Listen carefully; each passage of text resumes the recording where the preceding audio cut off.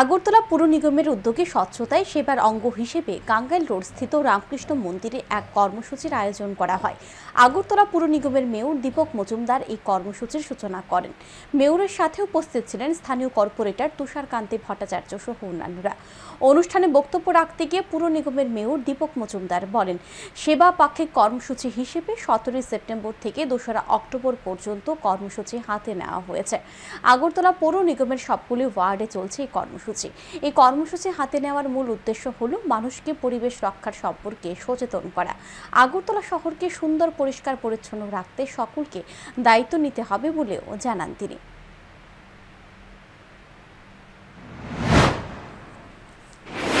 আগরতলাকে নতুনভাবে সাজিয়ে তোলার চেষ্টা করছি আমাদের রাজ্য সরকার এবং কেন্দ্রীয় সরকারের সহযোগিতা।